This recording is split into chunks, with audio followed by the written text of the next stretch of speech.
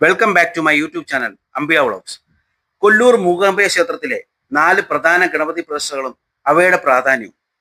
വലമ്പുരി ഗണപതി സ്ഥാനം ക്ഷേത്ര മതിലകത്തിന് പുറത്ത് തെക്ക് കിഴക്ക് ഭാഗത്തായി കിഴക്കേ നടയോട് ചേർന്നാണ് ഈ പ്രതിഷ്ഠ. പ്രത്യേകതകൾ: സാധാരണയായി കാണുന്ന ഇടത്തോട്ട് തുമ്പിക്കൈയുള്ള ഗണപതിയിൽ നിന്നും വ്യത്യസ്തമായി വലത്തോട്ട് തുമ്പിക്കൈ നീട്ടിയിരിക്കുന്ന രൂപമാണിത്. സിദ്ധി ഗണപതി എന്നും ഈ രൂപം അറിയപ്പെടുന്നു.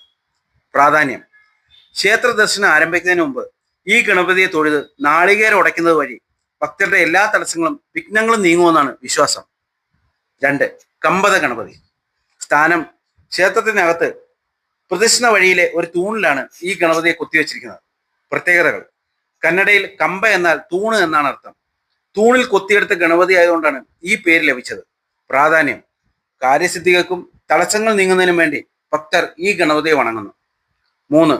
ദശഭുജ ഗണപതി സ്ഥാനം പ്രധാന ശ്രീകോവിലിനകത്ത് ദേവിയുടെ പ്രതിഷ്ഠയുടെ വലത്തുവശത്താണ് ദശഭുജ ഗണപതിയുടെ വിഗ്രഹം സ്ഥിതി ചെയ്യുന്നത്. പ്രത്യേകതകൾ: 10 കൈകളുള്ള ഈ രൂപം ഗണപതിയുടെ ശക്തിയുടെയും വീര്യത്തിന്റെയും പ്രതീകമാണ്. ഓരോ കൈകളിലും പാശം, അങ്കുശം, ശൂലം, ഗദ, ചക്രം തുടങ്ങിയ വ്യത്യസ്ത ആയുധങ്ങളുണ്ട്. പ്രാധാന്യം: ദേവിയുടെ അടുത്ത് തന്നെ സ്ഥിതി ചെയ്യുന്നതിനാൽ ഭക്തരുടെ പ്രാർത്ഥനകൾ നേരിട്ട് ദേവിയുടെ അടുക്കൽ എത്തിക്കുന്നതിനുള്ള ദൗത്യം ഈ ഗണപതി നിർവഹിക്കുന്നുവെന്നാണ് വിശ്വാസം. ഇതെല്ലാ വിഘ്നങ്ങളെ അകറ്റി ഭക്തർക്ക് അനുഗ്രഹം നൽകുന്നു. 4. പഞ്ചമുഖി ഗണപതി സ്ഥാനം ക്ഷേത്രത്തിലെ ചുറ്റമ്പലത്തിനുള്ളിൽ ഒരു ചെറിയ ശ്രീകോവിലാണ് ഈ വിഗ്രഹം പ്രതിഷ്ഠിച്ചിരിക്കുന്നത്. പ്രത്യേകതകൾ: ഈ ഗണപതിക്ക് 5 മുഖങ്ങളാണുള്ളത്.